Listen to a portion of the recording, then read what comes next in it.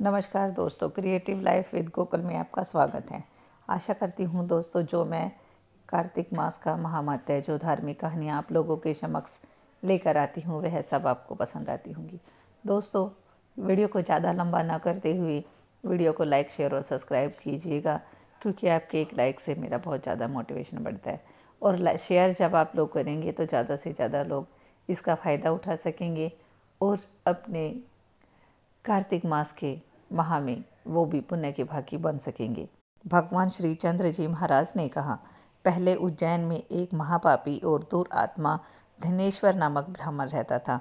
वह रस, चमड़ा और कंबल आदि का व्यापार किया करता था। वैश्यगामी था और मद्यपान आदि बुरे कर्म किया करता था। चूंकि वह दिन रात पाप में रत रहता था, इसलिए उस व्यापार के लिए वह नगर नगर घूमता था। वह एक दिन महिषामतीपुरी में जा पहुंचा। महिषामतीपुरी चूंकि राजा महिष के ने बसाई थी, इसलिए वह राजा के नाम से ही विख्यात थी। नगरी के पास ही पाप नाशिनी पुण्यकारिणी भगवती नर्मदा नदी बहती थी। उस दिन उस नदी के किनारे देश देशांतर से आए हुए यात्री कार्तिक व्रत करने के लिए कुछ दिनों के लिए ठहरा करते थे। उन कार्तिक व्रत करने वाले प्राणियों को वहां ठहरा देखकर वह दुष्ट धनेश्वर भी इधर उधर व्यापार करता हुआ 1 मास के लिए वहां ठहर गया। अपने मालिक को बेचता हुआ वह नर्मदा नदी के तट पर घूमता हुआ ब्राह्मणों को देव पूजा में अक्सर लगा हुआ देखता, और कि वह कोई तो पुराण पढ़ रहा था और कोई सुन रहा था, कोई भगवत कीर्तन कर रहा था तो कोई भजन सुन रहा था, कोई ध्यान में लीन था तो कोई तुलसी माता की माला फेर रहा था। इसी तरह वह भगवत भक्तों के बीच में रहा और वैष्णवों के दर्शन करता रहा, उनको स्पर्श करता रहा, उनसे वार्तालाप करता रहा और भगवान विष्णु के नाम रमण के पुण्य को अर्जित करता रहा। वह कार्तिक के व्रत के उद्यापन विधि तथा जागरण को भी देखता रहा। उसमें पूर्णिमा को देखा कि व्रती ब्राह्मणों और गौओं को भोजन करवा रहे हैं और उनको दक्षिणा आदि भी दे रहे हैं। उसने नित्य प्रति भगवान शंकर की प्रसन्नता के लिए होती दीपमाला भी देखी। त्रिपुर नामक राक्षस के 3 पुरों को भगवान शंकर ने इसी तिथि को जलाया था। इसी कारण भगवान शिव के भक्त इस तिथि को दीप उत्सव मनाते हैं। जो मनुष्य मुझ में और भगवान शंकर में अंतर मानता है, उसकी संपूर्ण क्रिया निष्फल हो जाती है। धनेश्वर वहाँ कहीं पूजा विधि देखता तो कहीं इधर उधर घूमता कि कहीं वह काले सर्प ने काट लिया और वह भूमि पर गिर पड़ा। उसकी यह दशा देखकर वहाँ से दयालु भक्तों ने उसको चहुं ओर से घेर लिया और उसके मुंह पर तुलसी दल मिश्रित जल से छींटे लगा दिए। और जब उसने के प्राण निकलने को यम के दूत उसे बेंध कर कोड़ों से मारते हुए यमपुरी को ले गए, तो उसे देखकर चित्रगुप्त ने यम से कहा, इसने बाल्यकाल से लेकर आज तक बुरे कर्म किए हैं। इसके जीवन में पुण्य तो लेश मात्र भी नहीं दिखता।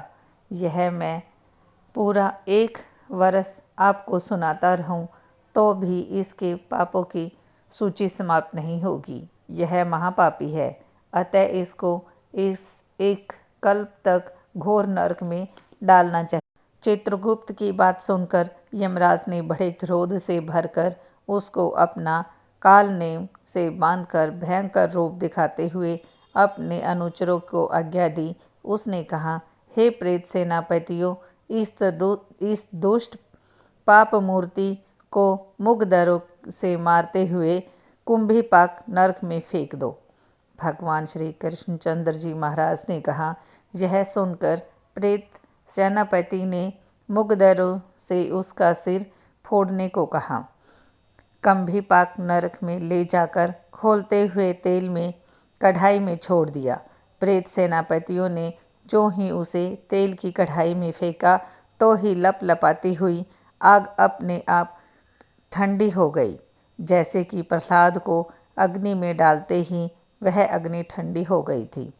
यह विचित्र घटना देखकर प्रेत सेनापतियों ने यमराज के पास जाकर सारा वृत्तांत सुनाया। यमराज भी सारा हाल सुनकर आश्चर्यचकित रह गए और धनेश्वर को अपने पास बुलाकर स्थिति पर विचार करने लगे। उसी समय नारायण नारायण का कीर्तन करते हुए देवऋषि नारद भी वहां आ पहुँचे और यमराज से कहने लगे, हे अरुण नंद यमराज, यह ब्राह्मण नरक में डाले जाने के योग्य नहीं है, क्योंकि इसने अंत समय में कुछ शुभ कर्म किए हैं जो कि नरक यातना को नष्ट करने वाले हैं। जो लोग भक्तों का दर्शन करते हैं, उनसे वार्तालाप करते हैं और उनका स्पर्श करते हैं, चाहे उनको कोई पुण्य कर्म न किया हो, सहज स्वर्ग के अधिकारी न हों। अतः धनेश्वर भी पुण्य आत्माओं के स्पर्श से स्वर्ग का अधिकारी हो गया है। अतएव यह पुण्यात्मा है, इसे यक्ष योनि दो और केवल इसके पाप भोगने वाले नरक दिखा दो। भगवान श्री कृष्णचंद्र जी महाराज ने कहा। जब देवऋषि नारद ऐसा कहकर चले गए तो धनेश्वर को पुण्य आत्मा समझते हुए यमराज ने दूतों को उसे नरक दिखाने की आज्ञा। दोस्तों, आशा है आपको मेरी कहानी पसंद आई होगी। जो जैसा कर्म करता है उसको वैसा ही फल मिलता है दोस्तों, इसीलिए कर्म हमेशा अच्छे कीजिए, कभी भी किसी का बुरा नहीं करना चाहिए। दोस्तों, आशा है आपको मेरी कहानी पसंद आई होगी। वीडियो को लाइक, शेयर और सब्सक्राइब जरूर कीजिएगा, क्योंकि आपके एक लाइक और शेयर से मेरा बहुत